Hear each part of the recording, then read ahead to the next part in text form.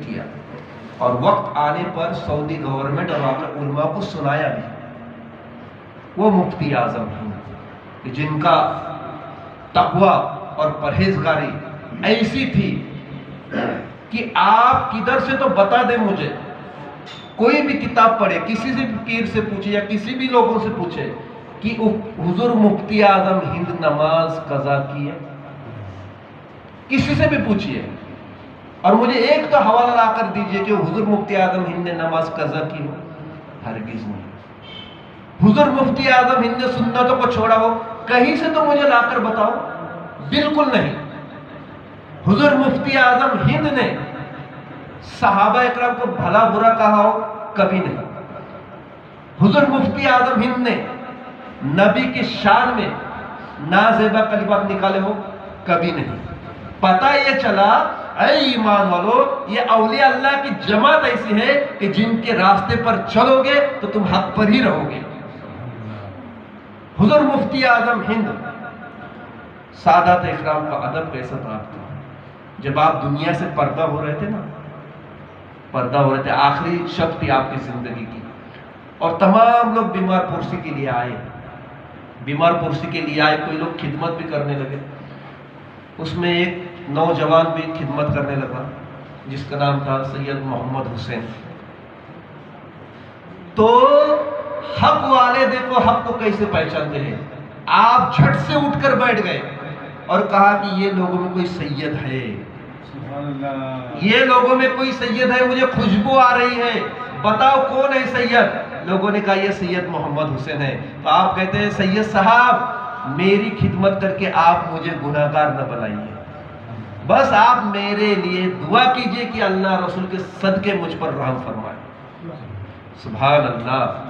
अब क्या जिब्रील आए थे क्या वहां पर मुफ्ती साहब को समझाने के लिए, मुफ्ती आजम हिंद को बताने के लिए यहाँ सैयद है? हाँ, फिर कैसे मालूम हुआ?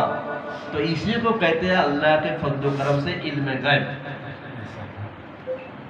फिर वो अल्लाह किसको भी दे दे, आप में से भी किसको दे सकता है अल्लाह। अल्लाह का कौन मालिक है? इनकार नहीं करना है इल्म गैब से। अल्लाह के फज़्ल व करम से जो इल्म गैब मिलता है उससे इनकार नहीं करना है। अब हुजूर मुफ्ती आजम हिंद ऐसी शख्सियत है, एक वक्त में आप हज के लिए भी है, बरेली में भी है। होता है, ये हर एक के समझ में नहीं आता है, लेकिन ऐसा होता है। हुआ यूं कि एक हाजी साहब बरेली शरीफ से हज के लिए गए, जाने के बाद जब लौट कर आए तो तमाम बरेली वाले मिलने लगे, मुलाकात करने लगे। तो वह हाजी साहब कहते हैं अरे वो मुफ्ती साहब किधर है, मुफ्ती आजम हिंद किधर है, वो आए कि नहीं हज से, लौटे कि नहीं? तमाम लोग हैरान, ये क्या कह रहे हो, वो तो हज को गए ही नहीं। अरे उनके पीछे तो ईद उल अजहा की नमाज हमने पढ़ी है, वो हज को गए ही नहीं, तुम क्या कह रहे हो हज से आए कि नहीं?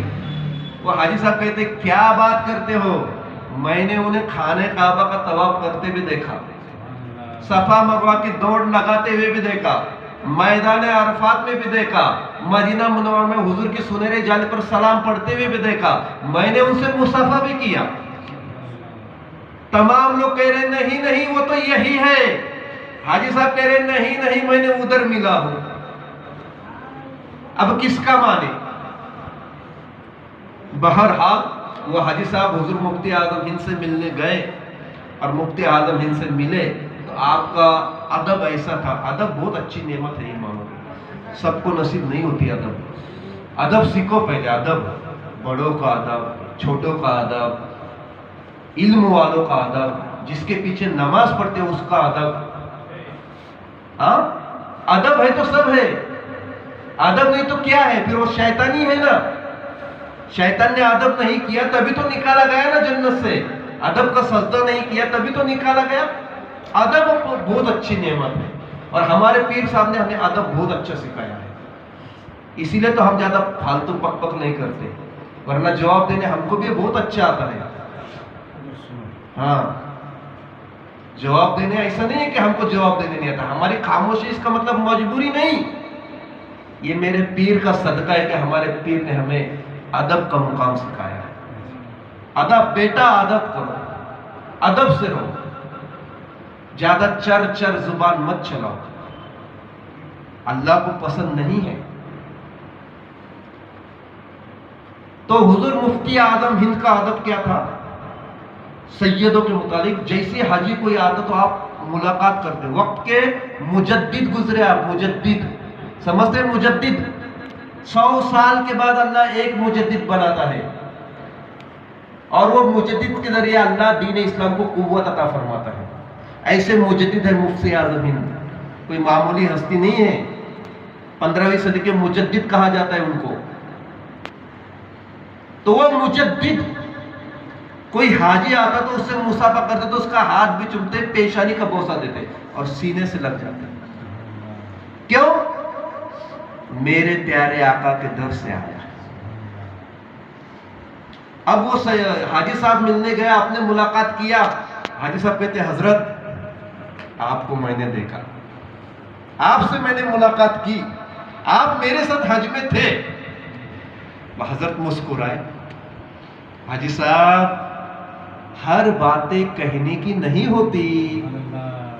क्या बेहतरीन जवाब दिया हाजी साहब, हर बात कहने की नहीं होती, इसे याद रखिए, भूल जाइए।